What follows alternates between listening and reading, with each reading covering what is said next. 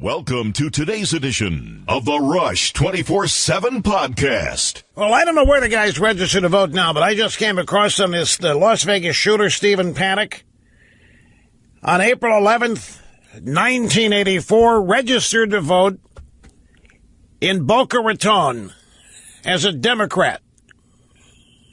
The shooter registered as a Democrat. I don't know where he's registered now. Hi, folks. Ready to wrap up a busy broadcast week today? Live from the Southern Command in sunny South Florida, it's Open Line Friday! Oh, man, I look forward to it every day, folks.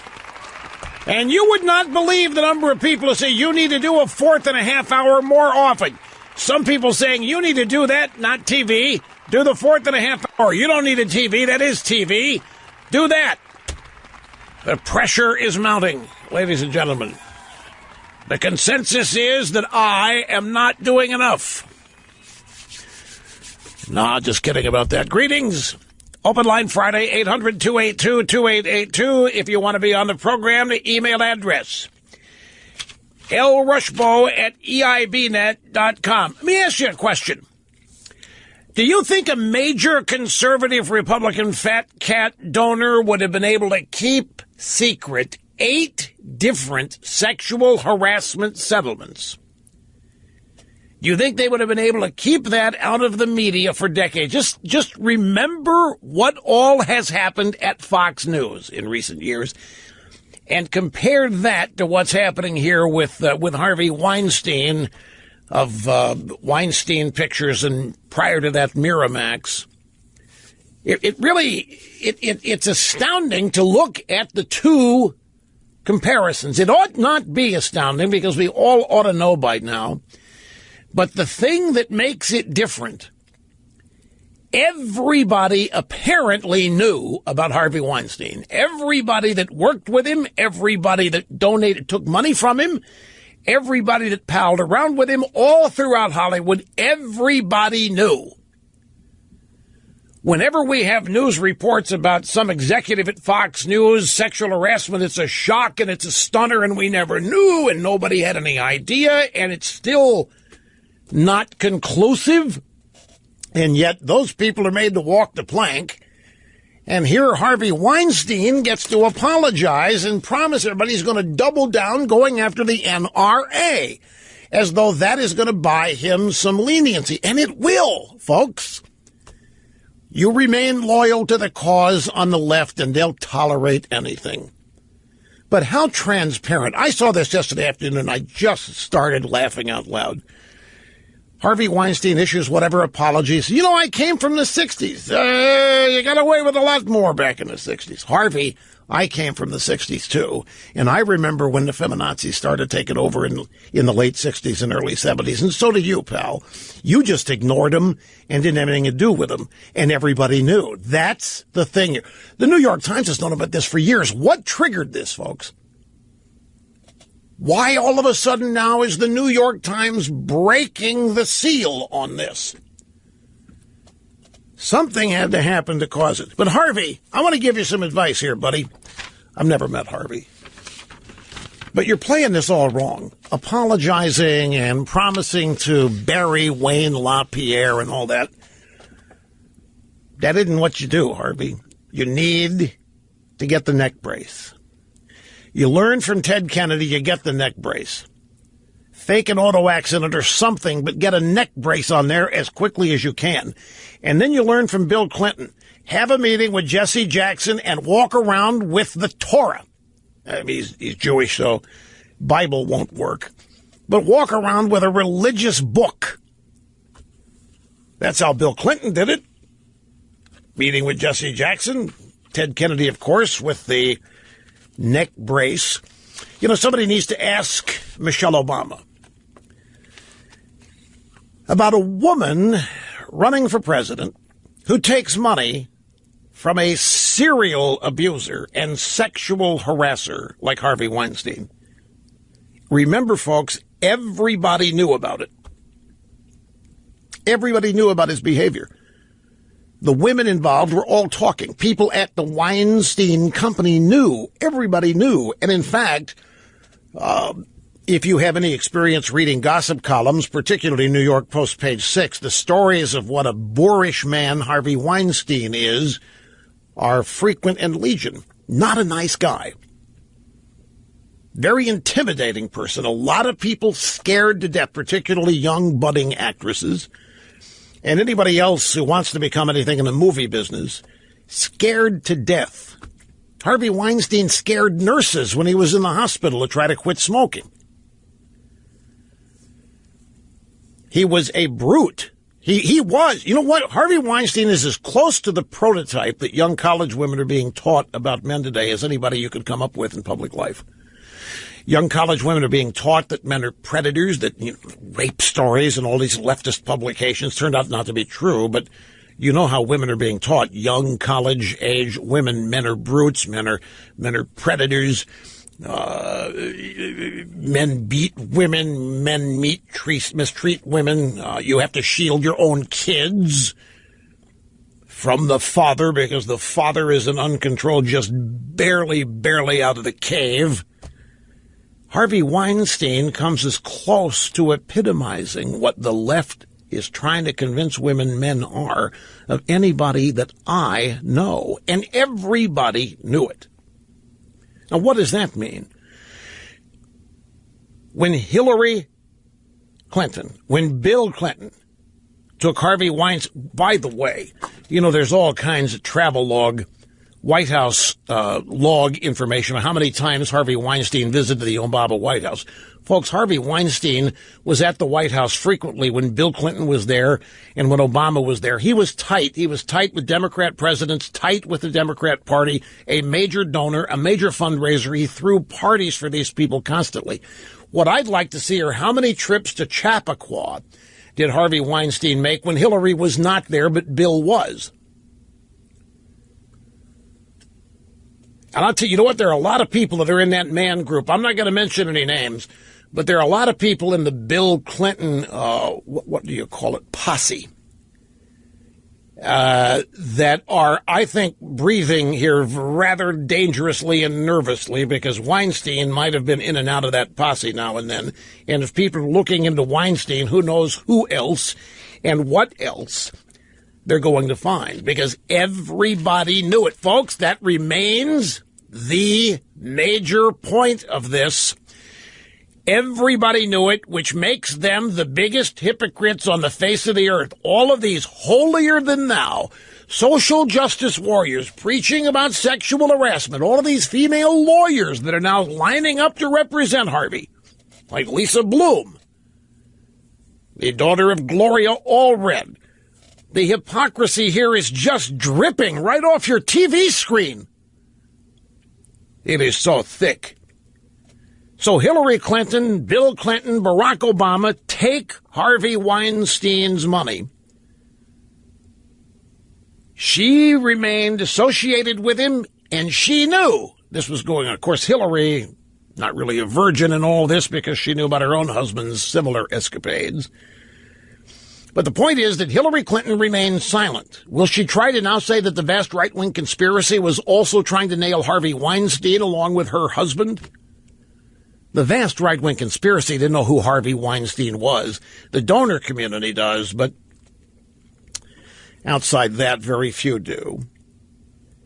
Did Hillary betray her gender, ladies and gentlemen? Did Hillary betray feminism here? Did Michelle Maybelle Obama betray it? Did Barack Obama betray it here? Should the money that Weinstein donated be returned because it's now filthy? Should Hillary go to the microphones and the cameras and say she didn't know? I had no idea, just like I didn't know about Benghazi.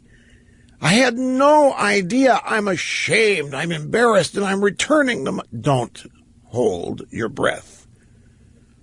And it might become awkward for Michelle Maybelle because her husband took money from Harvey, too. But that doesn't matter because Michelle Obama, is the voice of reason, that's what we're told. Should the money be returned? They all knew. And I'm thinking the outrage at Cam Newton yesterday versus everybody trying to cover their tracks. Hey, yeah, it's bad. But, Harvey understands that now. And Harvey's on the road to rehab. Harvey gets it. And he's working hard here. That's the line coming out of the pro-Harvey camp. Cam Newton, they didn't just make this guy apologize. They made Cam Newton grovel yesterday, and he did very well. Snerdley, did you watch the football game last night, the Patriots and Buccaneers? Nor did I, but I happened to see a segment from the halftime show. Deion Sanders, who could teach these Democrats a lot about backpedaling, by the way. I mean, it's what you have to do as a cornerback. Deion Sanders and Bill Cowher, the former coach of the Pittsburgh Steelers. And Deion was okay. He apologized. He gets it. Let's move on. Bill Cowher, oh no, it isn't that easy. Words don't mean anything. We need to watch his behavior going on. Actions speak louder than words. I'm not impressed with what he said. This is after Cam Newton groveled. We have the audio sound bites coming up.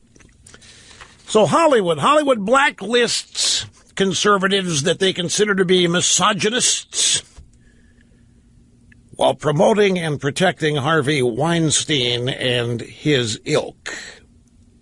Hollywood, as the home for great pretenders, is a place where Harvey Weinstein would fit right in.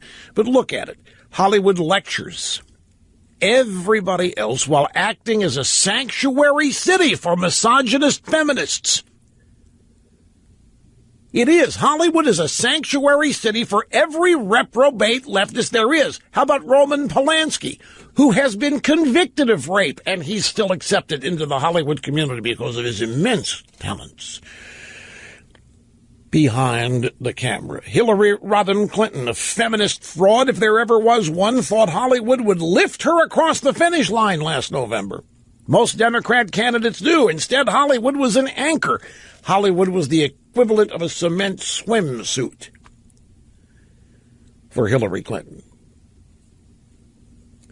You know, most of us get the difference between the fiction Hollywood creates and who the creators are as people. We're not as stupid as 95% of them think. So we know the Hollywood left will back up, will fund and promote left-wing political organizations, and they will have the back of left-wing social reprobates when it is necessary. But I still come back to the fact that everybody knew. And when I say everybody, I'm talking about other power brokers in Hollywood, male and female. I'm talking about all the politicians that Weinstein palled around with and donated money to. They all knew. They all took his money.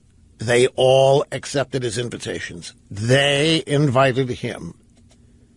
There's a word for that, enabler. There's another word for that, complicit.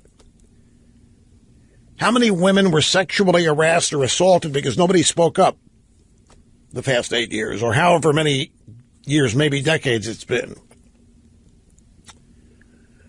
And we're not talking about Cam Newton disrespectful.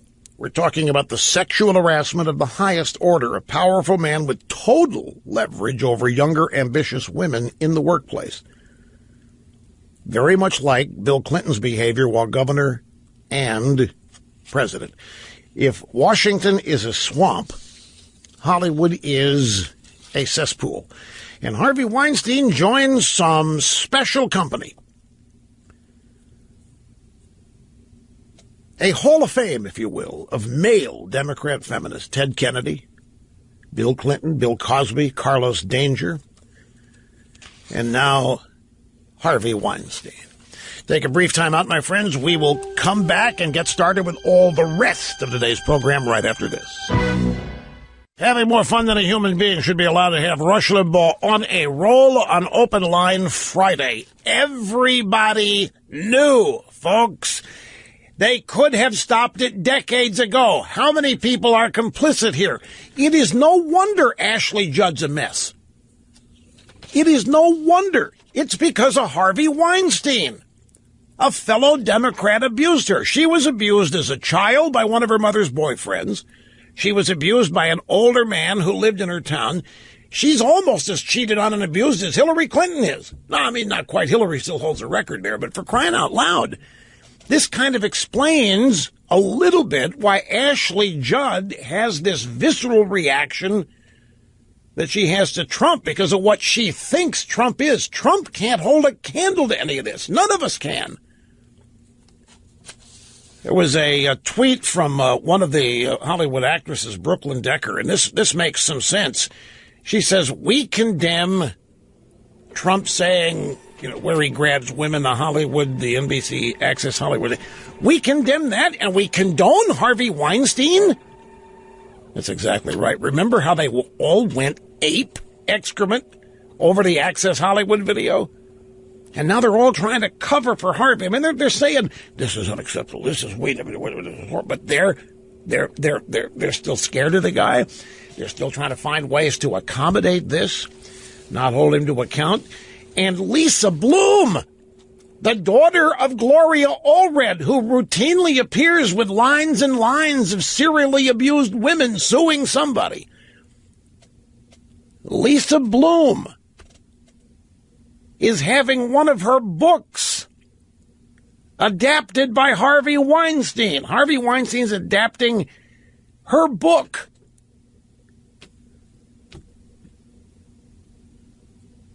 And putting it on film. Don't you just love this? The daughter of Gloria Allred, in an attempt to help Hillary be elected, represented, dug out, and told him what to say in front of cameras, numerous women who said that Trump had harassed them. All cases that went nowhere. Now, her daughter, also a harassment attorney, is supporting Harvey, who has well-documented settlements of harassments going on for 30 years. Meanwhile, Jay-Z, the husband of Beyonce, and Harvey are producing Lisa Bloom's series on Trayvon Martin. What a cluster! Let's go to the audio soundbites this morning. Good morning, America. George Stephanopoulos interviewing Lisa Bloom, Harvey's lawyer. Says, did he sexually harass women? Harvey has acknowledged, yes, that there was misconduct over a period of years. He has certainly a very bad temper, and that's a big part of the problem. He's well known for that. He's a big, loud guy. People are intimidated by him. Ashley Judd says she went for a business meeting, said he proposed a massage, asked if she would watch him shower. Is she lying?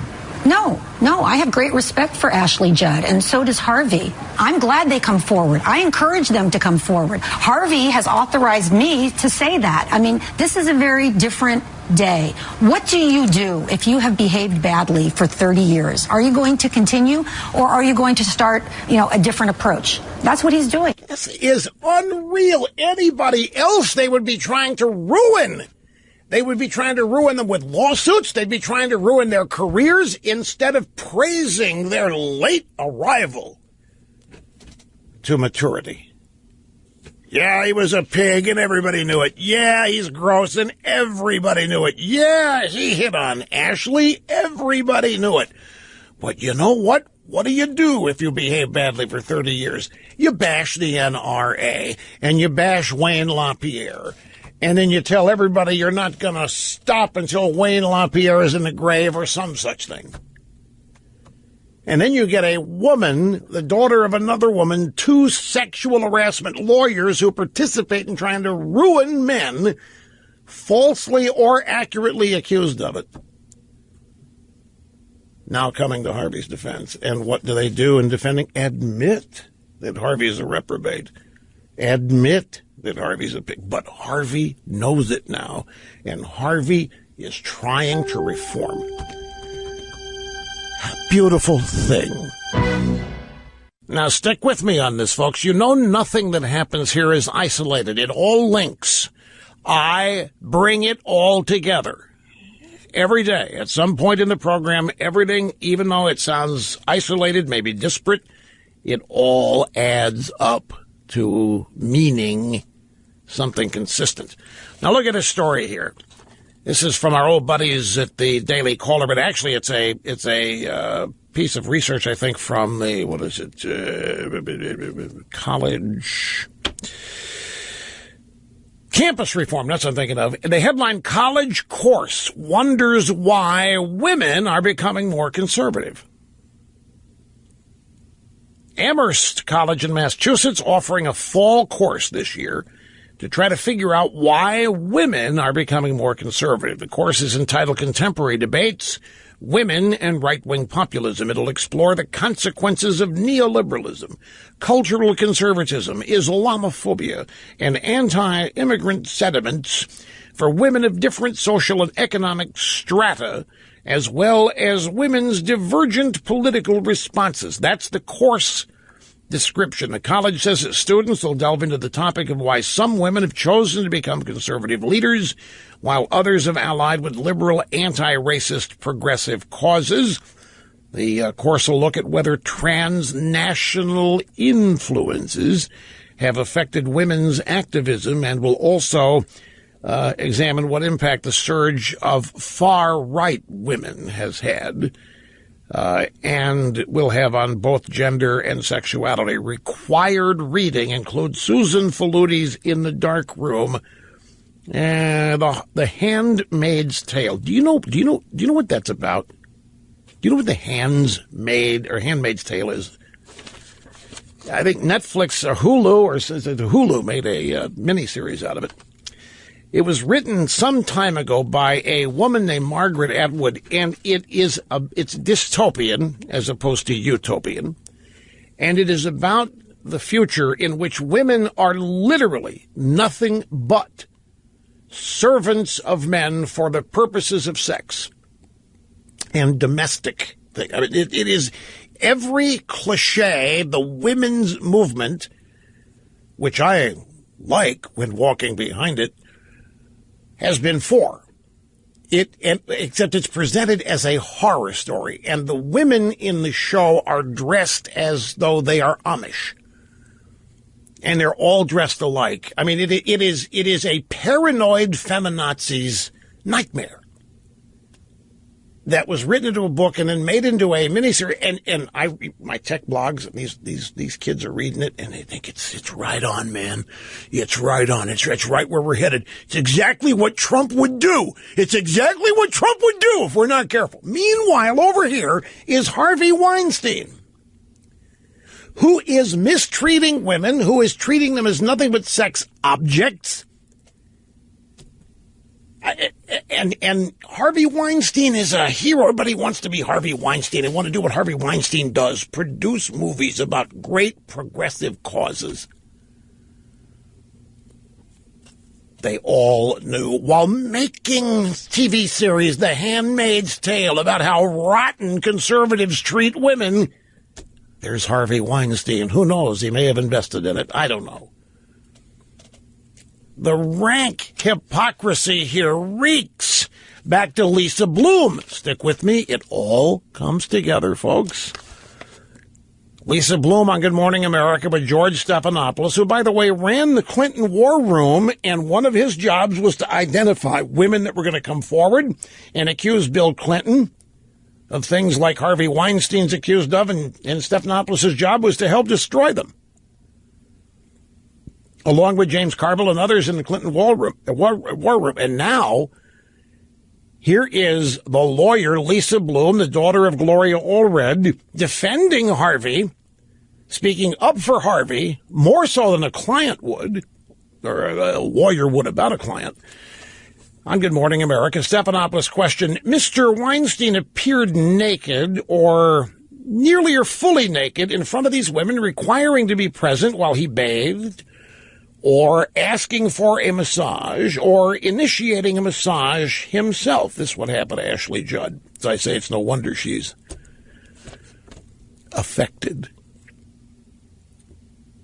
And Stephanopoulos says, Lisa, this is a real pattern. A real pattern of yuck. For over 30 years, this is like textbook sexual harassment, Lisa, your client. It's gross. Yeah. It's illegal. Yes.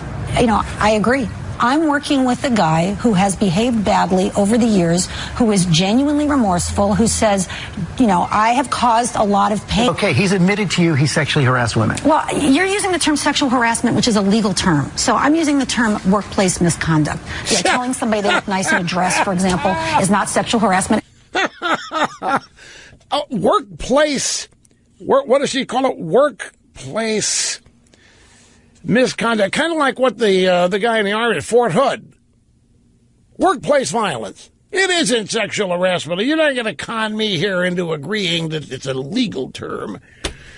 It was more than sexual harassment, folks. I mean, you've seen the guy. Who would want to watch him take a shower? Who would want to watch Harvey Weinstein take a shower? Well, wait a minute. The thing is, there are people answering right. I would. You know there are. There are people would, especially if it meant a role in a Harvey Weinstein movie.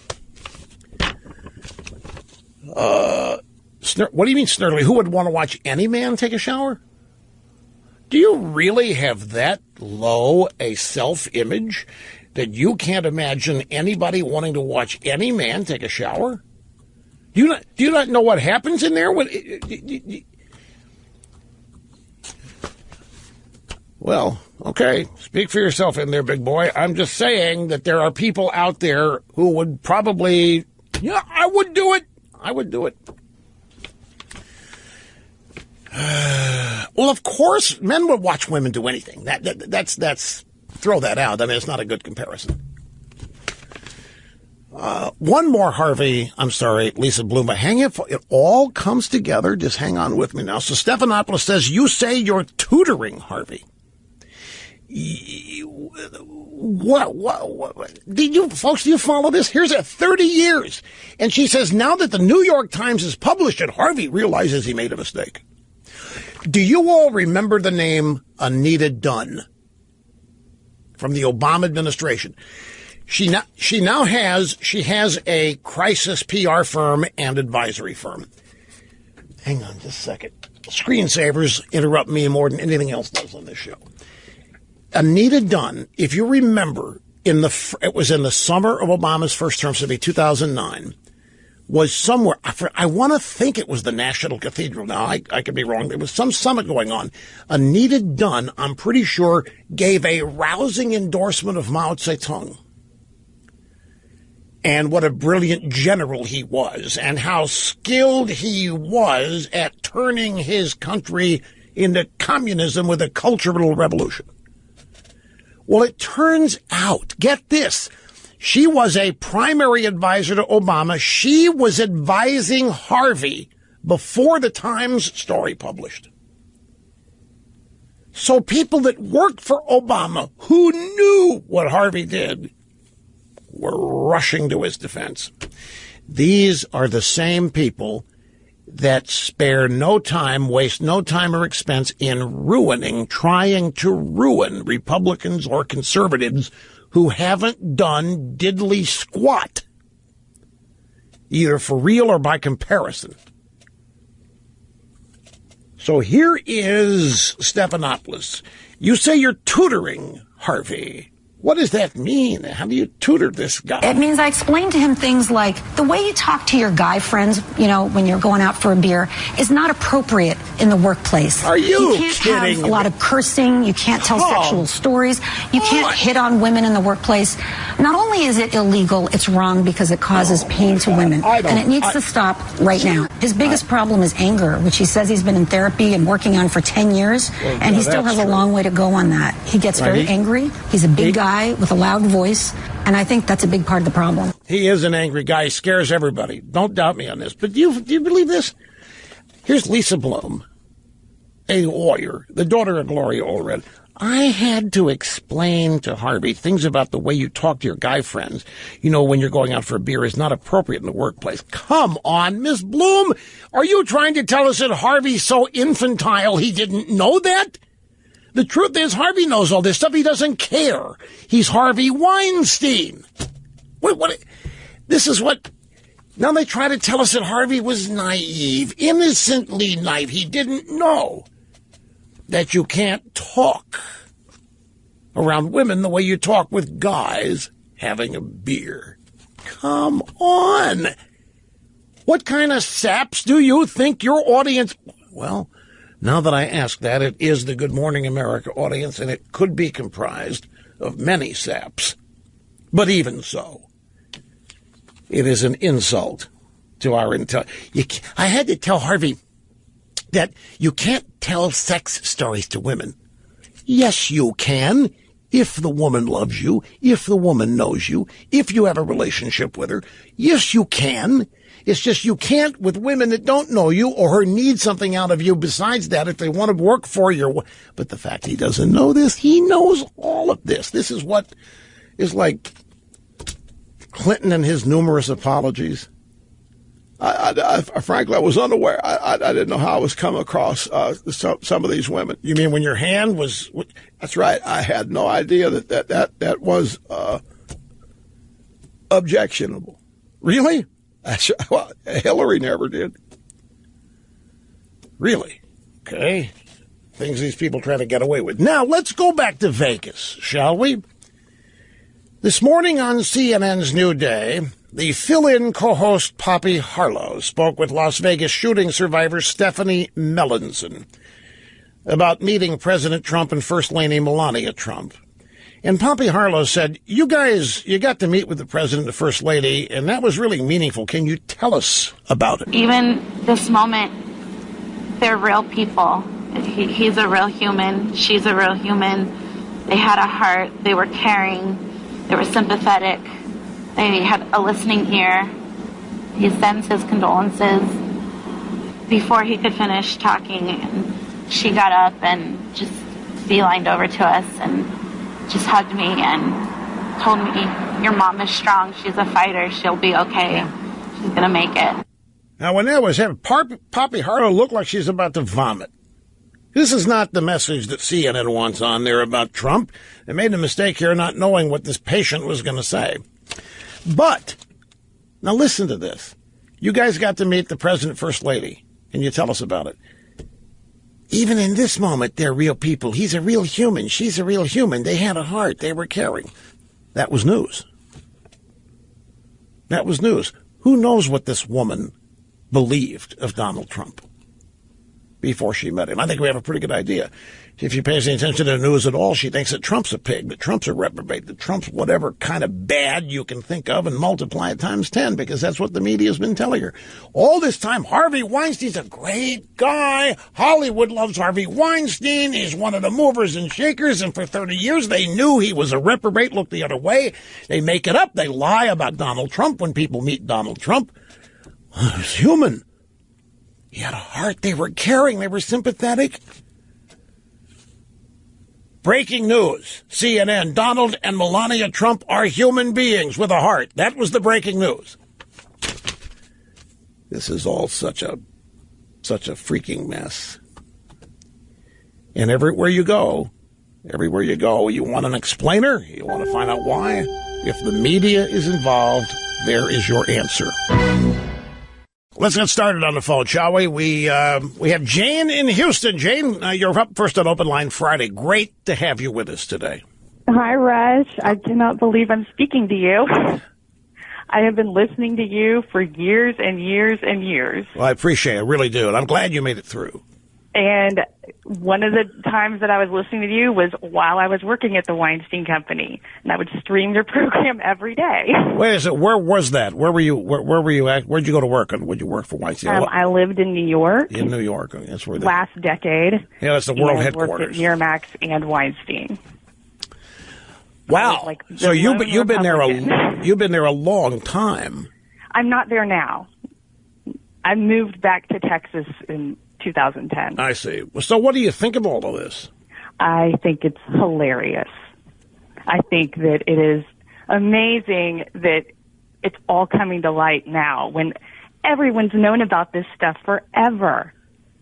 Well, I have a question for you. I don't expect you to, this is not accusatory. Don't misunderstand my tone, but you did work there. And you said, like we all know now that everybody knew, why didn't anybody step forward? Do you think? I think part of it was the intimidation factor, and he's very powerful, and he had a long reign in Hollywood making Oscar-caliber films. True. Okay, so what's changed then? Why is the Times run this? They've known it. They've been working on this for years. Harvey tried to threaten them out of running it, but they ran it. They're standing by it. His lawyer's admitting that all this is basically true, but she's tutoring him. So he's going to be a good boy now.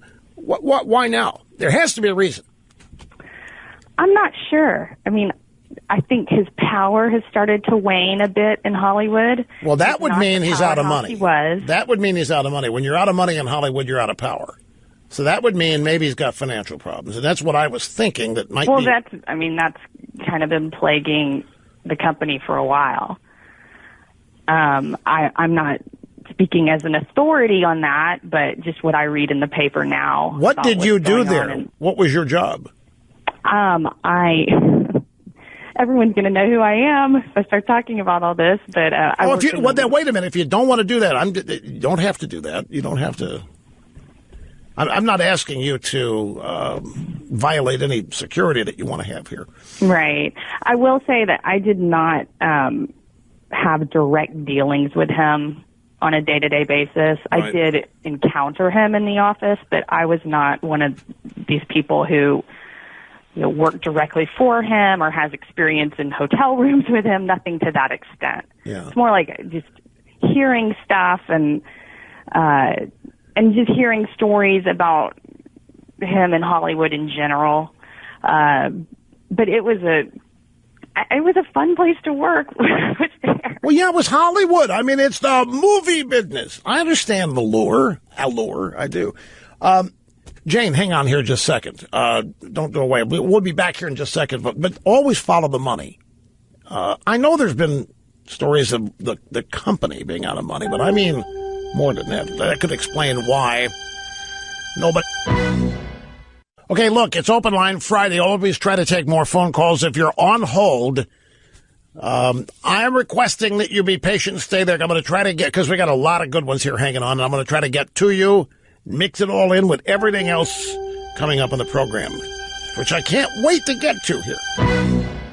It is the one and only Rush Limbaugh program. The saga continues. Welcome to Open Line Friday. Live from the Southern Command in sunny South Florida, it's Open Line Friday. Phone number is 800-282-2882. Whatever you want to talk about, folks, have at it. That's what Open Line Friday really means. No restrictions like there are Monday through Thursday. Send an email, lrushbo at eibnet.us. It's not a total explanation, but I really think there's one little addendum here on Harvey Weinstein. Why is it happening now?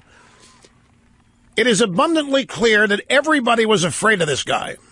I mean, he bullied everybody, not just women, other execs. He was the kind of guy you just didn't want to deal with. He was boorish.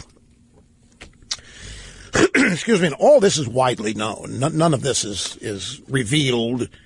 Well, it is in the New York Times story, but this aspect of Harvey's personality is widely known, and for a long time. But the fact that he's got money problems means he's got power problems. In Hollywood, no money, no power.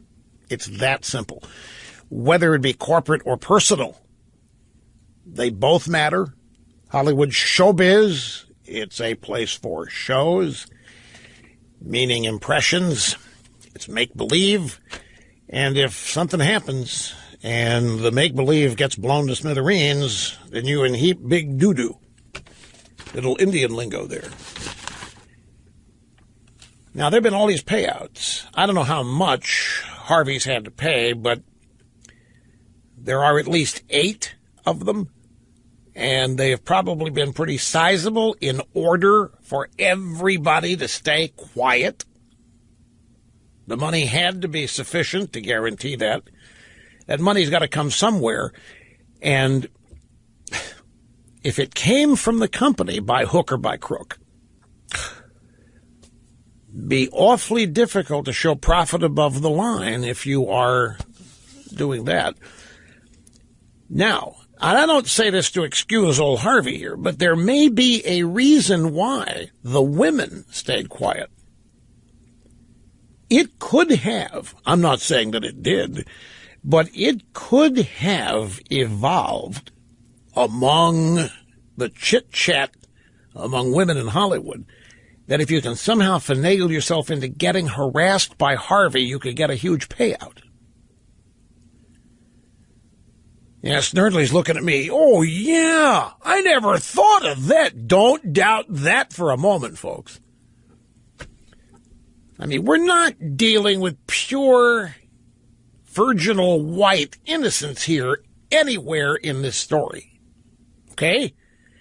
We're talking about Hollywood, where the casting couch has long been known as a reality. So is it possible that no one ever talked about this before because young starlets knew the word had spread? They could get a lot of cash if they could finagle themselves into a situation to be harassed by Harvey. In other words, kind of like a reverse honeypot. Oh, yeah, you like that. Snerdley likes this theory. Reverse honeypot, or maybe not even a reverse honey, not even double reverse honeypot, just straight honeypot. Young starlets could profit by allowing themselves to be hit on by Harvey. What would it take? Watching the guy naked take a shower? If the payout for that is sufficient, who wouldn't do it? And if the word spreads, yeah, I got X number of dollars, whatever the payout is. Gossip, yeah, I got all kinds of money. All you got to do is get an invitation, man, and you too. I mean, it's a long shot, and I'm not offering it to excuse Harvey. It may be a long shot, but it does sound real. Like, we're talking Hollywood here. We're talking conniving left and right, up and down. We're talking about you never know when anybody is sincere in Hollywood. They're all actors. You never know. You deal with a very accomplished actor or actress, you have no idea when reality ends or begins. Moving on now to other things. There are 3 stories out there that are literally going to excite Trump's base going into the weekend. Let me give you the headlines. Number 1, Trump to announce he will decertify the Iran nuclear deal. That's the UK Independent. Now, what's interesting about that? All week long, we have been hearing the opposite. We have been hearing that Trump is regretfully going to certify it a second time. And that Trump really doesn't want to, but the generals and the others in his administration are forcing him, influencing him to do it. Folks, if you don't instinctively reject everything you first hear in the media, you're making a mistake. It now needs to become our default position. Whatever we first hear or see or read in reporting about Trump, if it's in the drive-bys, doubt it. Question it. Because I'm telling you, all week long, I have been seeing Trump to recertify Iran deal, even though they're breaking it, even though everybody knows Iran's violating the terms of the deal. There's not much Trump can do. There's not much we can do. We need to hang in and hope that we can manage it. And then I get this story today. Trump to announce he will decertify the Iran nuclear deal. Number 2, the Trump administration set to roll back birth control mandate. That is rolling back an Obamacare birth control mandate. That is in the New York Times. That has the Democrats livid, as well as Barack Hussein O. And then there's this. House panel approves $10 billion for border wall. That is in thehill.com. Those are 3 great stories for the Trump base. In detail here, Trump will reportedly decertify the Iran nuclear deal, a move that could throw another wrench into the U.S. diplomatic ties with other world powers. So what? That has been the promise of the Trump presidency, that it would throw wrenches into U.S. diplomatic ties with other nations. That's been the whole point of Trump. So this is good. New York Times, Trump administration poised to roll back the federal requirement for employers to include birth control coverage in their health insurance plans, vastly expanding exemptions for those that cite moral or religious objections. That is wonderful. Obama made that impossible. People who had moral or religious objections to including birth control coverage, which means abortion coverage in company health care plans, had to offer it or else. Trump is getting rid of it. And the third story, the House Homeland Security Committee approved a couple of days ago a border security bill that includes $10 billion for the border wall. Border Security for America Act, proposed by Chairman Michael McCaul, Republican, Texas, was passed on a party line vote of 18-12. The bill includes the $10 billion in border wall funding. Legislation will head to the House floor amid debate over whether border security provisions should be attached. 3 super stories heading into the weekend for the Trump base. Try this headline from the Washington Times. NFL Players Union teamed up with George Soros to fund leftist advocacy groups. Folks, do not ever doubt me. When this whole protest the anthem thing began, I told you that left-wing activist groups were behind it, that they were running the players on this. It was how you get the players to take action that is actually harming the NFL when the players think that they are acting in solidarity with Colin Kaepernick in protesting the cops. That's not what they were doing. They were inflicting damage on the NFL. And even before its feud over the national anthem with Trump, even before that, the NFL Players Association, it's a union, wasn't on the same political team as many of its fans, judging from its contributions to leftist. What is the Players Union doing? Donating money to leftist activist groups. Well, Rush, it's a union. They can donate to whoever. I understand that. But why would the players? I mean, it's not the Service Employees International Union we're talking about here. It's not the Teamsters. What in the world are players' money going to this stuff for? Tax documents released by the Second Vote, it's a group, show the Players Association donated $5,000 to the Center for Community Change Action in 2015. That's a group active in the anti-Trump resistance. Anti-Trump resistance. And they're bankrolled by a host of liberal foundations, including George Soros' Foundation for Open Society. A member of the AFL-CIO, the NFL Players Association, also contributed in 2013 and 2015 to Working America, the AFL-CIO's community affiliate, which Open Secret said spent $1 million to defeat Mr. Trump. The NFLPA, long before this stuff even began, was being guided by George Soros and donating to uber leftist causes. Now, let me tell you what this illustrates. I have mentioned to you John O'Sullivan, the former editor of National Review and a close confidant of Lady Margaret Thatcher. John O'Sullivan had what he called the first law. It's this: any institution that is not explicitly conservative will become liberal over time. And it is dead on right. If an organization of people, I don't care where it is, in the firehouse, in a radio or TV station, in any office building, if that group is not actively conservative, it will be subsumed by liberalism. Whether it wants to be or not, whether it's aware that it's happening or not. And all of this was happening, by the way, all of this left-wing activism of the Players Association happening long before the coming of Trump. And so Trump comes along, and then the anthem protests come. I wonder what role George Soros and his buddies had with this in the first place, maybe.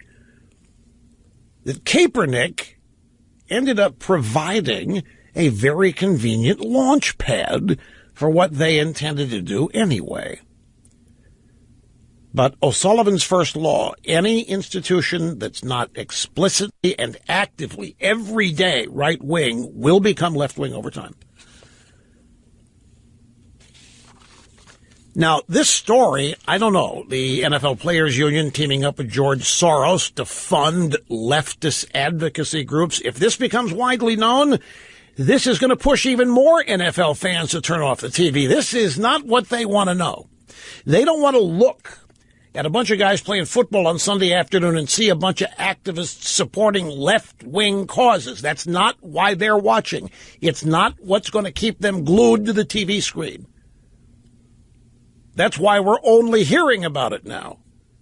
The NFLPA, the Players Union, not been bragging about this. They've not been public about it, but it's now been discovered by people that investigate various organizations, human rights, civil rights, whatever, and find out where their money goes, to whom it is being donated. I mean, we're talking left-wing activist union politics here. And football fans who are spending money one way or another in the NFL are indirectly funding this. And when they find out about it, they're not going to be happy. And then this. Elliott City, Maryland. Football's decline has some high schools disbanding teams. This is a long story pointing out the horrors of football.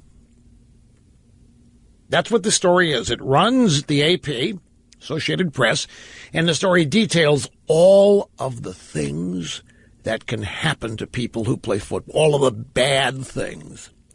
The brain injuries, the knee injuries, the getting beat up every day in practice, hanging around with a bunch of reprobate coaches, making you do things that your body's not intended to, this kind of. That's what this story details. And then it explains, after all of that, why so many parents are not letting their kids play football. And then goes on to describe and detail the number of schools, middle schools and high schools, that are disbanding football teams, which you're not hearing about much, but is happening. And if it keeps up, it's not a crisis point now, but if this keeps up, if they keep making movies about how football is deadly and leads to suicide, and if the sports drive-by media keeps harping on things like this and the reprobate tactics of the players and this kind of stuff, you're going to have more and more parents keep their kids out of it. And then the feeder system dies. And that's as bad as advertisers pulling out. I mean, this, long ways away maybe, but this is how college and the NFL, college football, the NFL, wither away. No players. Now, for many in America, professional sports, the NFL, the NBA, is a way out. It's a way out of the hood. It's a way out of poverty. It's a way out of hopelessness. What if these opportunities are removed? What if they're not there? This story is about high-income northeastern school districts, which are now considering canceling football programs because it's too dangerous. And even the kids are now slowly and surely becoming afraid to play the game because of what they're seeing and what they are reading. So this isn't this problem has so many tentacles woven deeply into the fabric of the entire sport, and they are all serving to unravel the foundation for football. And it's happening right in front of our eyes. And the amazing thing is that the football industry seems to be helping it along by trying to buy goodwill with the people who are leveling all of this criticism at it. Trump is driving the media crazy today. He's got them thinking that he's going to invade North Korea tonight. Details coming up, but here's Ray in Livermore, California. Welcome, Ray. Great to have you on the EIB network. Thanks for being there, Rush. Mega leftist chicken come home to roost dittos, Rush. Thank you, sir. We have a window into leftist thinking today, and especially Hillary Clinton. Now we understand why the left sees every man as a sexual harasser, as a predator, as a rapist. And now we understand what the glass ceiling is also, Rush, because every man around Hillary Clinton, as you've already ticked off with your list, is a predator / harasser / rapist. And therefore all men are, because that's all she sees in her world. You know, this is actually a very valid point. It's a great illustration by way of exaggeration that it makes people think. So here you're right. Here come all of these leftists have all these horrible things that they say men are. These horrible visions: rapists, sexists, swine, and this kind of stuff. And their experience with men in their world might bear that out. Look at who the big stars on the left happen to be. Teddy Kennedy murdered a woman. Well, manslaughter. Neck brace got him out of trouble. Bill Clinton, sexual harasser, serial this and that. Harvey Weinstein. I mean, the list is endless. It's a good point, actually. Okay, Donald Trump. The media is going nuts. I just watched a little, by the way. David Gregory on CNN is just beside himself that Tillerson called Trump a moron, even though everybody's denying that. You can't have a volatile. You can't have this volatile. This is too volatile. This is this kind of volatile. He got stuck on the word volatile. This volatility, you can't, people are afraid of the president, so they're telling the president the truth, and this can't stand, the Iran deal, oh, it's just horrible. And then Wolf Blitzer says, well, it's going to get even worse now. We have to take a commercial break, but we'll come back. These people they're unable to give it up. And so Trump is toying with them. This is last night in Washington, White House, during a meeting, senior military leaders and their spouses. Trump spoke to reporters about the gathering, and Trump and two reporters had this exchange. Now, when I saw this on TV, it was hard for me to hear it.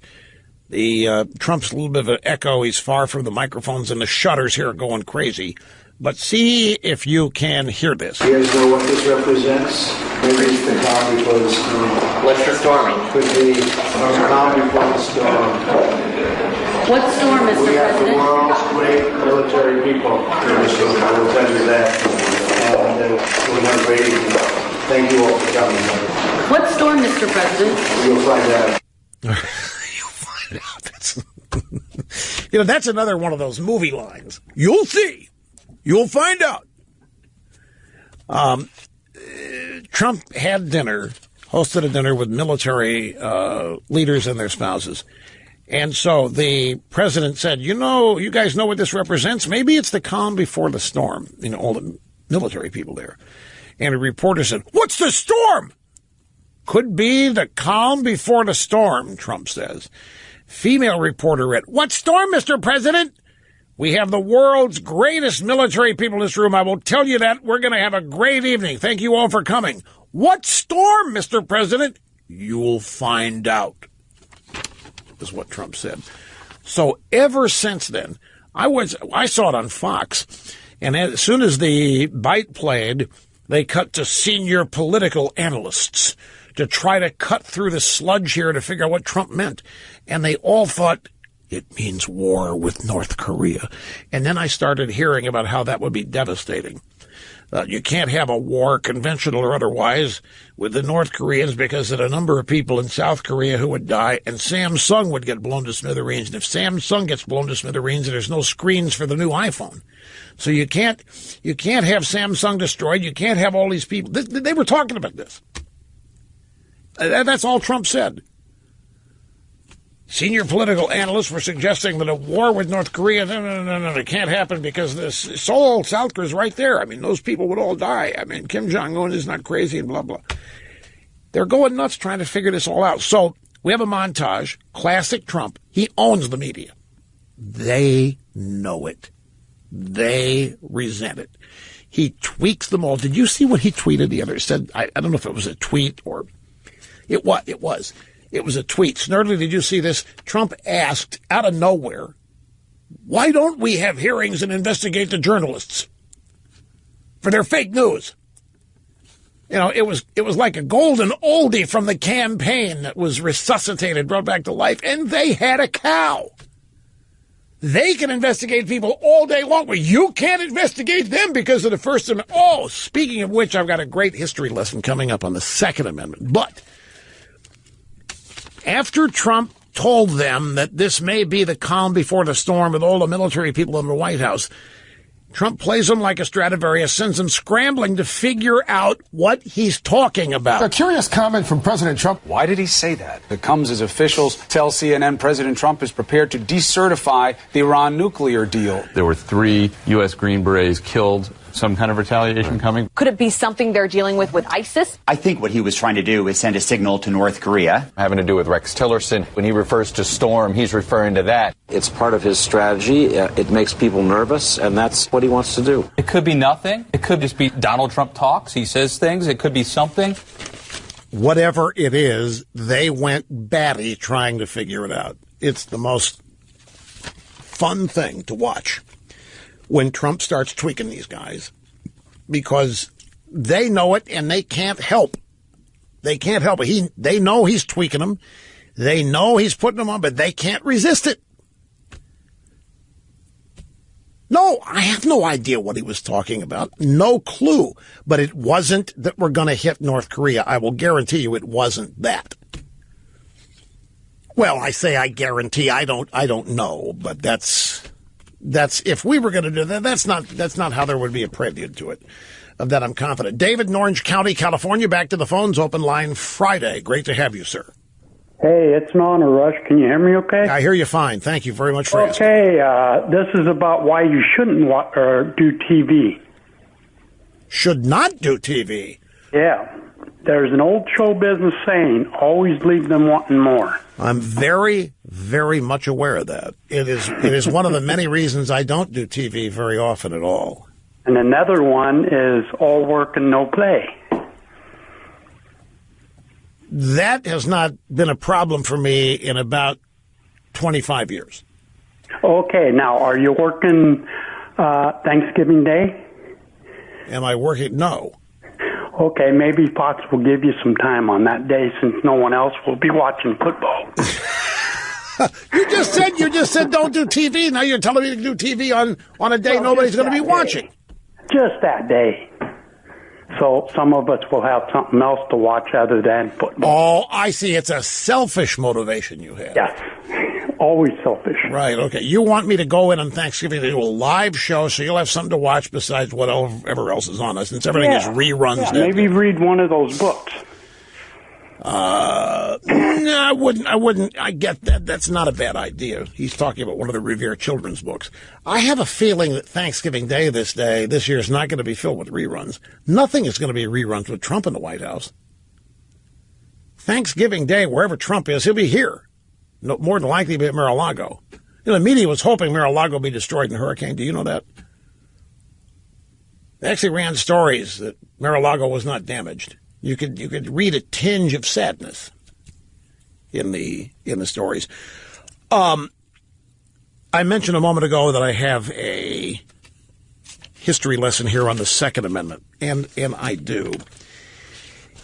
Yesterday on this program we talked about Bret Stephens and his column in the New York Times, the former columnist for the Wall Street Journal, who is thought to be a conservative. After the column yesterday, a lot of conservatives began wondering what's happened to Bret Stephens, because there's nothing conservative about the column. And it was really kind of a loosely assembled.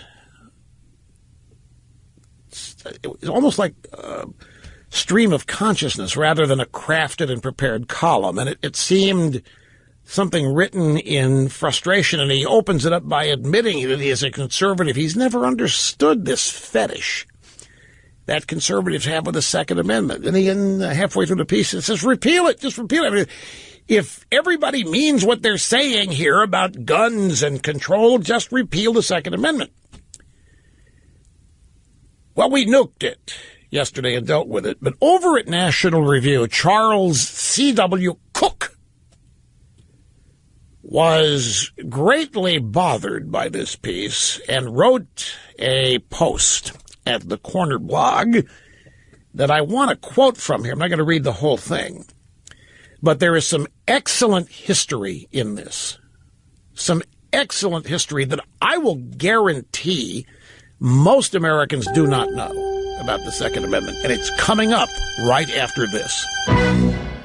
That's hands down the iPhone 8 Plus. iPhone 8 Plus has the best battery life of any phone ever made. No, Snurdly just asked me. Let me tell you how I test battery life on a phone. I don't use it. The best way to find out if you've got a problem on your phone is to charge it fully and set it aside and don't use it. Now, it's hard to do because you need to use your phone, but this is the simple best test that you can use to find out if you have a Renegade app that won't stop running, or if you have a Wi-Fi connection that won't close. There's any number of things that can churn or bleed battery. And you can't really get an idea by using it because the battery is supposed to deplete when you use it. So I take the phone, I set it aside, fully charge it, and I have everything normal. Whatever apps I run in the background, they're on. You know, however I normally use the phone. I don't put it on airplane mode or anything, and I test it. And I have never had a phone perform this well. Let me just tell you what the readings are. You go into settings, battery, down here. I've 95% left on the battery, 95% charge. It has been on standby for 14 hours and 27 minutes and has been in usage an hour and 25 minutes. That's ideal. You can't really do much better than that. That means there's no Renegade apps. There's no connection that's not broken that would drain the battery. It means the cell connection, the cell radio is shutting down and not working as it should. In standby, 14 and a half hours, battery still at 95%. I haven't used the phone, but this is how you test it. Only an hour and 26 minutes of usage. You're not going to get any better than that. And then as I use the phone, it depletes the least I have ever seen. And I think it's all because of this new processor they have that's the most efficient one. Anyway, to Charles C.W. Cook and his piece at National Review, this actually ran yesterday. He starts out by saying Bret Stephens is not a stupid guy, nor is he unaware of the reach that tyrannies have enjoyed. On the contrary, he's often a welcome voice in the fight for the liberty of all people. This being so, it is remarkable how blithely he elects to invoke James Madison as a friend to his cause of repealing the Second Amendment. In truth, and here's where the history lesson begins, and tell me how many of you knew this when I finish. In truth, the Second Amendment was not an amendment at all. Unlike some of the subsequent changes to the Constitution, the Second Amendment represented neither a change in policy nor a remedy nor a fix for an error. Sometimes amendments, by definition, are changes. We're going to amend this to make sure speech is guaranteed. We're going to amend this. We're going to change it. We're going to add to it. His point is the Second Amendment didn't change anything, and it didn't fix anything. Along with the rest of the Bill of Rights, the Second Amendment was the product of a disagreement as to how to best protect freedoms that were generally considered unalienable.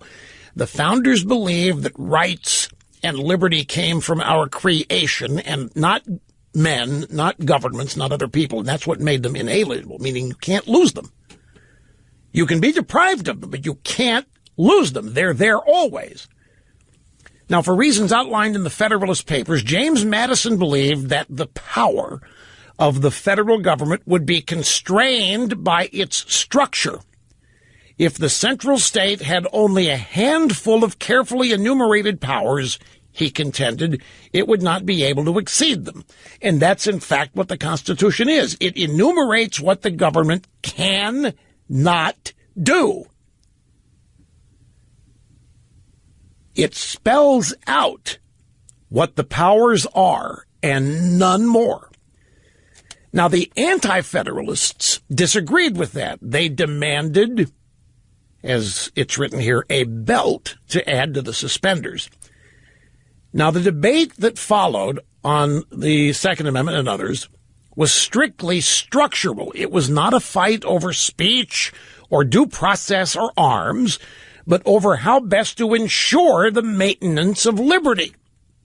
This is what the Constitution is, a charter of liberty, and how to maintain it.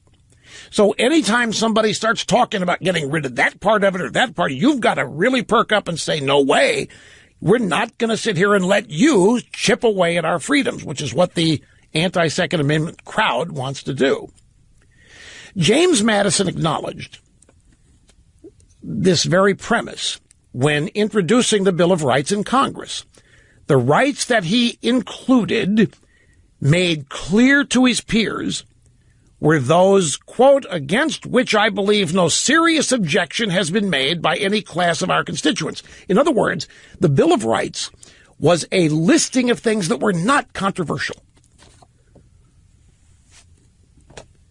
The Bill of Rights were things which he had heard no serious objection to by anybody. Freedom of speech, freedom of religion. Nobody objected to any of them. So he said, let's list them. Let's enumerate them. In encoding the right to bear arms among the Bill of Rights, neither James Madison nor his opponents were innovating. It was already the presumed natural way to live then at the time. They weren't innovating. They weren't changing anything. They weren't protecting or guarding it. They were just codifying the liberties and freedoms that were considered proper at the time. They were channeling Locke and Blackstone. They were ensuring that the people of the new country would enjoy a robust right to self-defense and the auxiliary protections that enabled it, i.e. arms. Now, Brett Stevens says if Madison could see the modern world, he would change his mind. Charles Cook at National Review said, I have to venture that the very opposite is true. Were Madison to pick up a history book today, he'd be shocked indeed. But his surprise would be at the sheer scale and disgrace of the tyrannies that have grown since he died. The American Revolution was a beautiful and necessary thing, and yet if one were to have read the litany of complaints to a man in a Warsaw ghetto or in Dachau or in the Gulag, he would have laughed in your face. The colonists were that absorbed. In other words, there was real tyranny back in the day this country was founded. And to spell out these things would have made people in tyranny laugh because they were so simplistic, but that was their value. But his point, Madison would cringe if he saw the tyrannies that had come to exist in America. Tyrannies loosely defined. Quick timeout. Don't go away. Be right back. Black Lives Matter shows up at an ACLU meeting and shouts them down.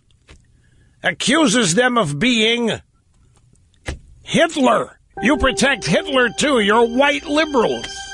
Details coming up. It is the fastest 3 hours in media, the Rush Limbaugh program, fastest week in media. And the evidence here, we're already at Friday, and only one big, busy, and exciting professional broadcast hour remains. Live from the Southern Command in sunny South Florida, it's Open Line Friday! And the telephone number is 800-282-2882. If the email address, if you want to go that way, it's lrushbo@eibnet.us. That history lesson on the Second Amendment, and in fact, the whole Bill of Rights is crucial, but the thing to note is that the Second Amendment was not a change. It was not an innovation. It was not abnormal. It was not unusual. It was simply a codification, if you will, of the thinking at the time as it related to the preservation of liberty, which is what the Constitution is. It is a document dedicated to defining and guaranteeing and protecting the freedom of the people of the United States of America. It is not a document that tells the government what it can do. It's a document that proscribes the government from doing things that would chip away at liberty. And the point is, James Madison, the Second Amendment people love to tell you that if the founders came back today, they would be outraged at how many guns, and they would demand that the Second Amendment be repealed. And it's actually just the opposite. What the founders would be stunned at, they wouldn't be stunned, actually. They would be saddened. They expected, because of history and because of human nature, they expected governments to grow, including ours, theirs. They expected it to become oppressive. This is what human history was. Oppression of people, tyranny, dictatorship, poverty. That's the uniqueness of the Constitution. So the truth is, James Madison and any of the other founders who had a direct hand in either the Declaration or the Constitution would be aghast at the size of the federal government. They would be, catch myself again, they wouldn't be surprised because they expected it. It's what they were trying to guard against. They would be mad, angry, saddened, but not surprised. The framers of the Constitution, their first thought, it would be clear that the Constitution was all the government could do and no more. Others decided they had better make those limits more clear, and that's what the Bill of Rights is. The Second Amendment, the 10th Amendment, the first, all 10 amendments are constraints on the government, specifying how the government is limited in those fields.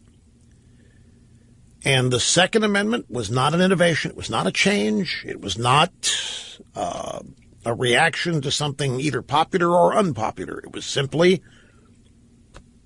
a natural. It was a given, as all the others were. Now, this isn't taught anymore, and one of the reasons why is that many leftists think the Constitution is a horrible document because it limits people who believe in government first, second, third, and always. It is called a charter of negative liberties by many leftists because it doesn't tell government what it can do. It tells government what it can't do. And so from all the way back to FDR, we've had this concept of a second Bill of Rights that could spell out what the government could do. And Obama has even publicly stated his frustrations with the Constitution in this regard, as has Cass Sunstein, the husband of the lovely and gracious Samantha Power. And that's the argument. It's not true that the founders would freak out at the number of guns. They would freak out at the size of government. They would freak out at the reach of government. And I think they'd probably be shocked that the country remains somewhat similar to its founding, despite that. Cam Newton. Cam Newton has apologized for disrespectful comment to the infobabe at the Charlotte Observer.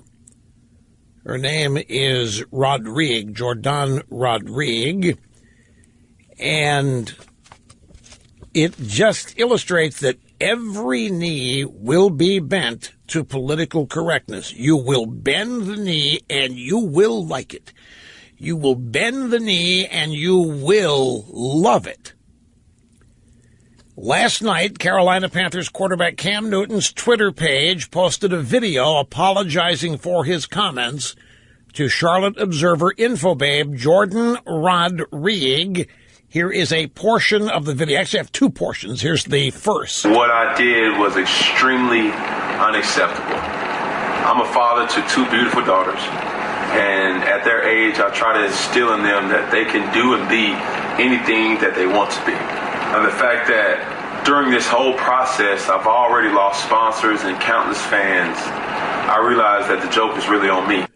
And if that wasn't enough, he then apologized to women all around the world. To the young people who see this, I hope that you learn something from this as well.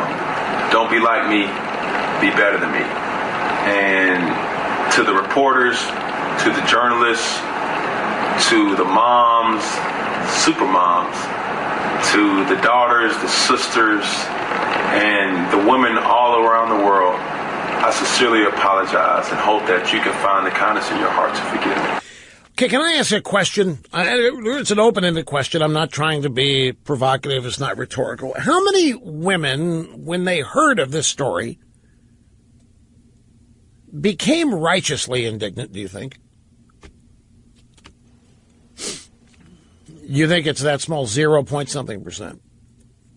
To set the table again, it was a press conference earlier this week. Cam Newton weekly meets the press.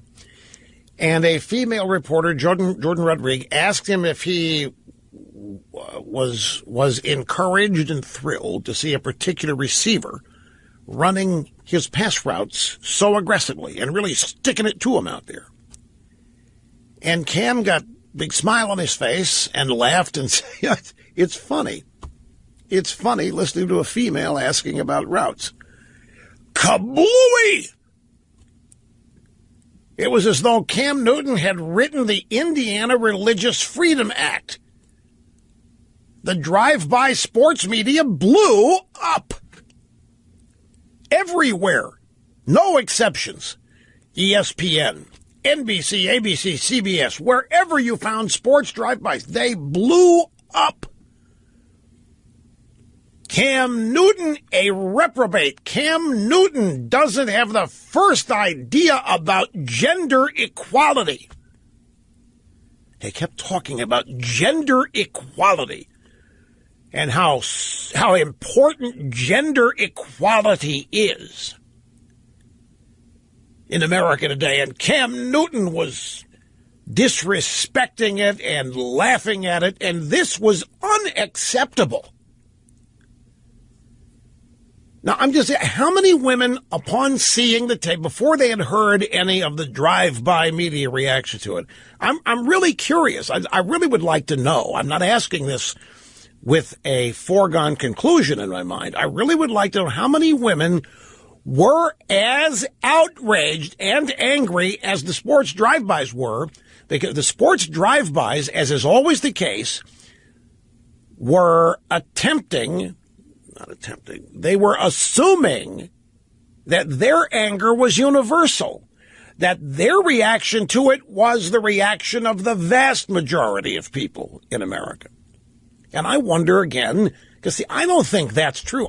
When the sports drive-bys or the news drive-bys, when they get exercised about something, they have this little trick of presenting it in such a way that if you're watching it, you think everybody's angry. And if you're not as angry as they are and as angry as they're making you think you should be, then you start asking, what's the big deal here? And then you're almost compelled to act as angry as you think they are because it seems like everybody else is. And I know my wife, Catherine, was not angry about it. I mean, she looks at these things and they're one-offs. They don't mean anything, particularly about the status of things in the country. And she doesn't attach politics to every one of these events. I don't either, but they do, which is the point. Dawn, did you have a instinctive angry reaction to this? Did you say, oh, that's going to be trouble? Okay, Dawn thinks that he was in a modified way flirting. That he had a smile on his face, and it's sexy to hear you talking about routes, but he can't say that in a room full of reporters in a business situation. So he said, it's funny to hear you talking about routes. But the automatic, required, built-in reaction was livid anger. And I'm sorry, folks, my instincts tell me that that's not the reaction that a majority of people, not just women, majority of people, I don't believe, reacted to it the way the drive-bys did, or anybody else that's devoted to political correctness. And I'll explain that in a minute, but I want to stay with the bites here. Up next, I mentioned at halftime of the game last night, which I didn't watch. But by looking at the final score, it looks like the Patriots had trouble with the Buccaneers last night. Should have blown them out. And the way I looked at it, I mean, the Buccaneers were in it until the last play. Had a chance to win it in the last. Is that right? Did you watch it? Is that right? Did they have a chance to win it even in the last play? Oh, well, yeah, the field goal kicking. That team, your team is, there's some karma thing going on with the not being able to find a kicker. So, at halftime, it was Deion Sanders and Bill Cowher. Bill Cowher, the former coach of the Steelers. Sanders, the former great player, cornerback for many teams, Cowboys and 49ers. And here is Bill Cowher reacting to Cam Newton's. This was more than an apology. This was a grovel. Cam Newton was just opening himself up and said, just kill me. Just do whatever you want with me. I'll take it. Just hit me. But Bill Cowher was not buying it. Your response was appropriate. But you know what? Your actions speak a lot louder than your words. To validate that as a father, I hope that you're sending that message right now to them, because you know what? You need to validate that with your actions in the upcoming time that's subsequent to that. And that will be the only validation you have for those words. Somebody want to translate that for me? I'm just going to read it to you. Bill Cowher. The response was appropriate, but you know what? Your actions speak a lot louder than your words. That validated that as a father. I hope that you're sending that message right now to them. Because you know what? You need to validate that with your actions in the upcoming time and subsequent to that. And that'll be the only validation you have for those words.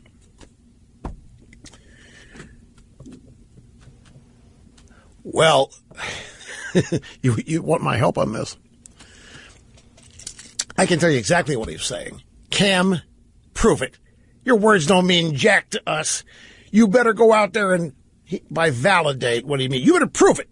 You better prove it, and you had better tell your daughters that you screwed up, and you'd better tell them how you screwed up, and you'd better treat them better than you treated that reporter. And I don't trust you. I don't believe you, Cam. I don't believe a word you're saying until I see it. That's pretty much what he's saying, right?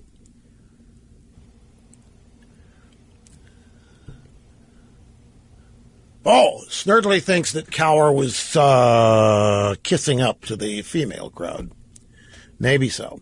Well, Deion Sanders was watching this, and Deion Sanders heard this, so it's Deion's turn now to weigh in, and this is what Deion said. We all agree that Cam has maturation problems, and he's working on those. But we shouldn't be so judgmental as people that now we're going to go dissect his apology and try to figure out, was it sincere? No. Let's take it for what it was. He apologized. Let's move on. Now, we don't have it, but Cowher came back and repeated what he said, and he seemed angry when he was saying it. So you think it was a kiss up to the females in the... Okay. Now, we have one more. This is Cam Newton from 2012. Let me see. The drive-bys, the drive-bys dug this one up. They went back 5 years to dig up another terrible sexist comment from Cam Newton. And this is used to make people question his apology being sincere. I'm going to leave this room, and I'm going to bring in the suggestion box. And I don't want your suggestions to be in that suggestion box, because I sure don't know. But the only thing I control, sweetheart, is myself. Oh, he called a reporter sweetheart? Oh, no. You know, I got suspended for that. In Kansas City. Co-anchor, I was the afternoon host, and a co-anchor was doing the news, and I introduced her one day as Dear. And I got called in. They were looking for reasons to dock me, though, because I was a great employee, and they had no reason to get her. So this is the place I got fired for using the word therefore too much. Here's my thing. They kept harping on gender equality. You know, I have a problem with this whole concept of equality, because to me, equality is impossible except under the law. And where it's intended, before the law, we're all supposed to be equal. None of us are special. None of us are unique. None of us have connections or ends. This is the premise. Under the law, we are all equal. The law is the great equalizer. And that's what it used to mean. But now gender equality? We're not equal. No two people are equal. And the left wants to force that on everybody, and there's only one way you can make everybody equal, and that's by chipping people down. They want, when they use the word equality, gender equality, they're talking about sameness, and that's not possible. No two people are equal in any way. Everybody is different. Everybody's unique, starting with how they look. But this effort to force sameness, to mandate equality on everybody, and then to politicize that when you don't recognize it, when you don't abide by this idea that we're all the same, we're all identical, it's not possible for that to ever be true. Unless you live in a totalitarian regime where that's forced on you and there are penalties. It's absurd. But that's where the left is, and that's what they think. You know, you leftists, you liberals, I wonder, are you aware how fragile you are making women seem to be when you speak up for them and defend them? So here's this reporter. She's in a locker room. It's a locker room. It's a man's locker. It's a man's game. She's in there with other reporters. And Cam Newton says something, and she's so fragile, we got to react here and say, "You poor girl, poor woman, you can't treat her that way." I mean, look, I have 5 years experience in a locker room, folks. It's a totally different world. You can't imagine. Maybe some of you. You can't imagine the things that go on in there. And I'm not even talking about, I'm talking about the things they say to each other, for crying out loud. Jokingly, some of it serious. It's almost a rite of passage in a locker room that you have to put up with a certain amount of being made fun of. It's a test to see whether you can take it. It's just always been that way. It's not romper room in there. Particularly after a game, and particularly after if it's a hard-fought loss. I'm not making any excuses. I'm wondering if you liberals, after 30 years of feminism and the gender equality and all this, are you aware of how fragile you are making women seem? Not the women. Not the women, but all of you are getting outraged. All you liberal guys getting outraged over this. And other incidents like this are really making it seem like there's a bunch of cream puffs in there that you got to really tiptoe around, and I don't think that's accurate. I mentioned earlier, ladies and gentlemen, that I caught during a break a roundtable discussion on CNN. David Gregory and others, Wolf Blitzer, beside themselves over Trump and whatever's going on with Tillerson, and Trump saying, "You'll see soon," whatever his big secret is. And they're going nuts. And I said that it seemed to me, it was a quick glance at it, that David Gregory seemed incoherent. Everything was volatile this, volatile that. So Cookie went and got the bite. And my instincts were right on the money yet again. At a time that's volatile like this, the state of affairs in America at a really volatile time, this is incredibly volatile, and most of the volatility comes from this transparent, volatile speech from our own president. What's happening here? There's incoherence. There's incoherence at halftime of the football game last night. There's incoherence on CNN. Everything's volatile. The volatility of speech, the volatility of the transparency. The transparency was volatile.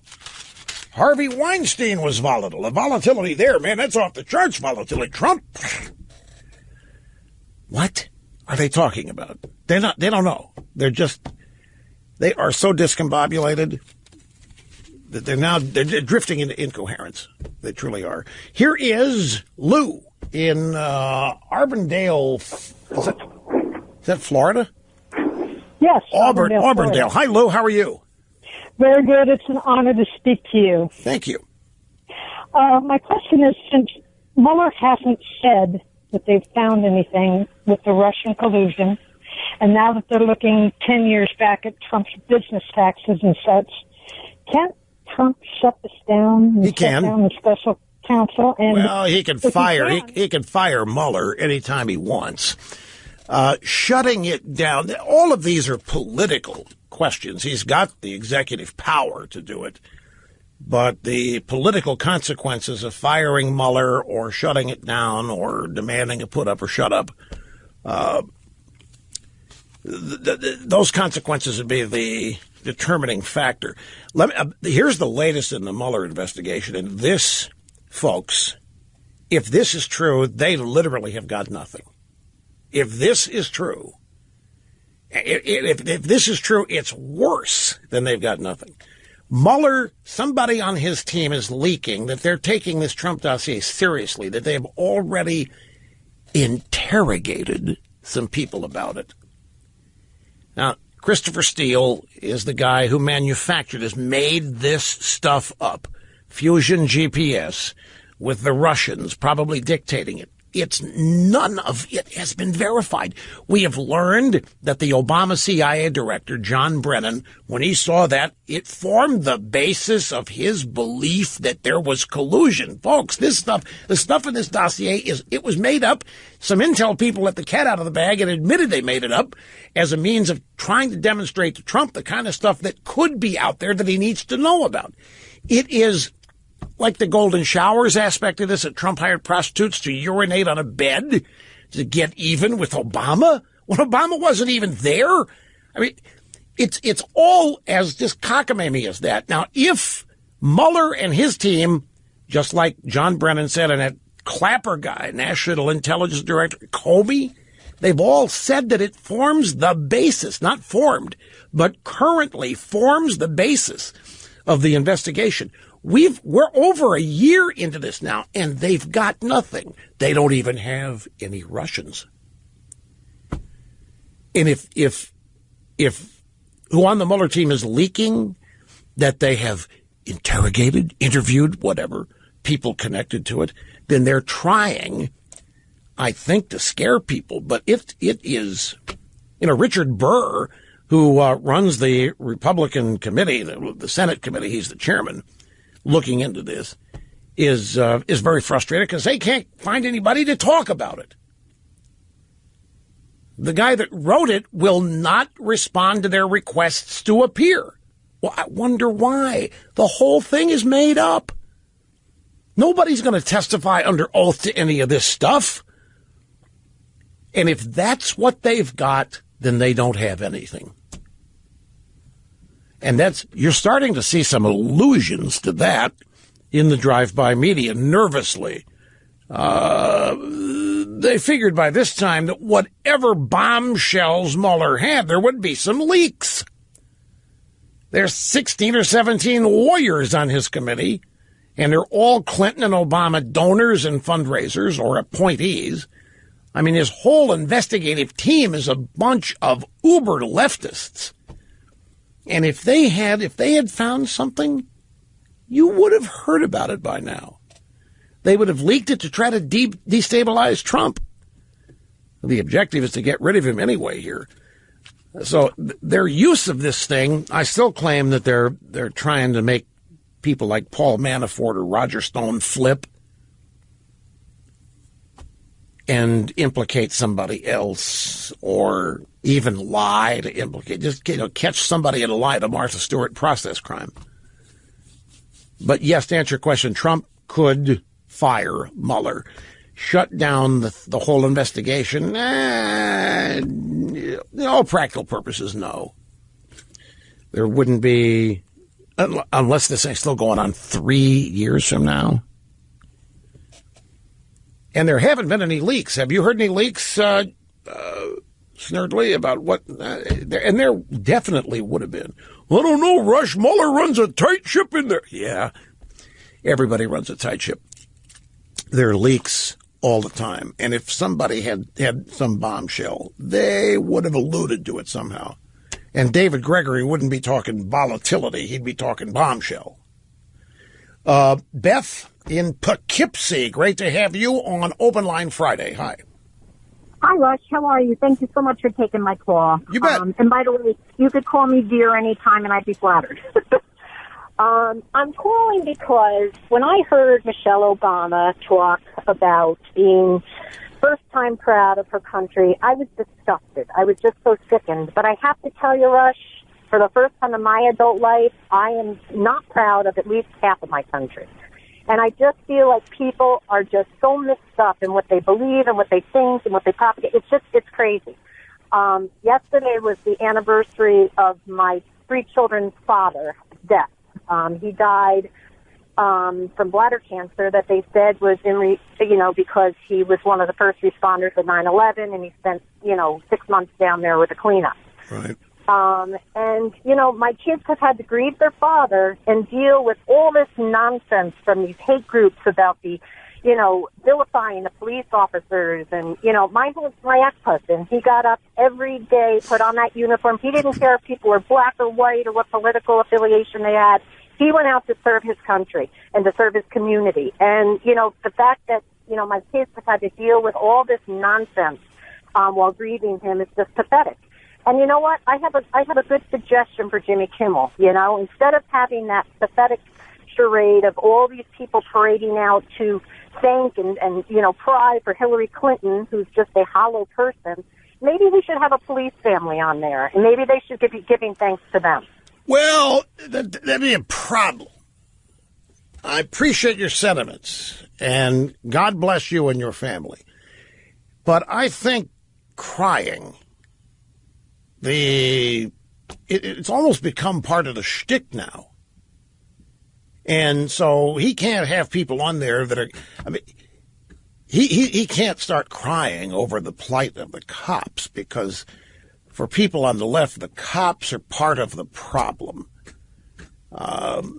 But we've got tears over health care. We've got tears now over Las Vegas and gun control. We've got tears over this and that. It's a strange thing to be part of the shtick of a comedy show.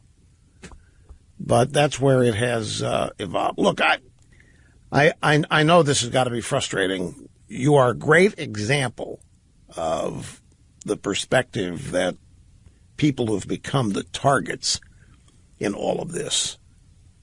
Law enforcement have become targets for Black Lives Matter and now the NFL, for crying out. When you boil it down, police officers are now the targets. If you're saying you're standing in solidarity with Colin Kaepernick, then you have to be honest, say you're protesting the bloodthirstiness of the law enforcement community, police officers and so forth.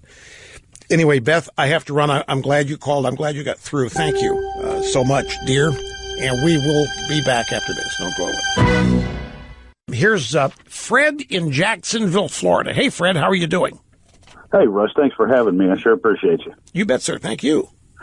I mentioned to Mr. Snerdley, it's amazing to me that these genius talking heads on the extreme left wanted our president, President Trump, run out of town on a rail in flames over some comments that he made to another guy that were recorded on a bus with nothing but guys around.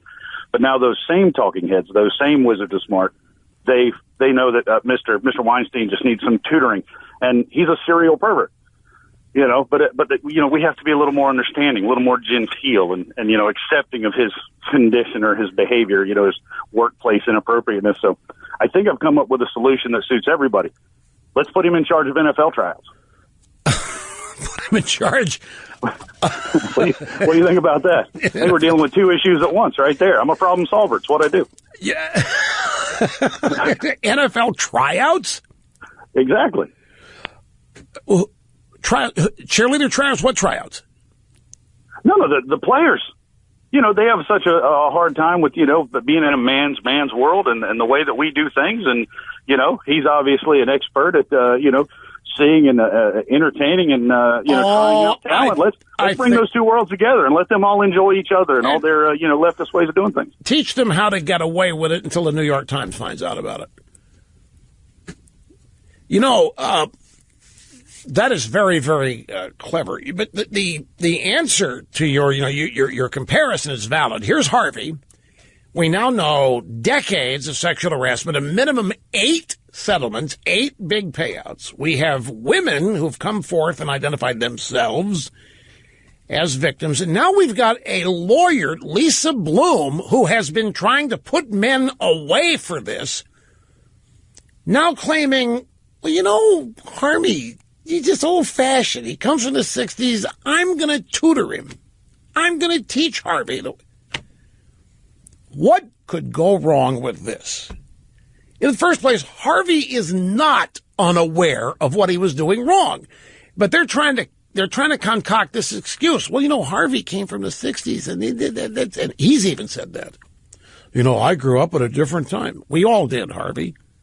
And all the rest of us have had to adapt to what the left says we have to do, or else.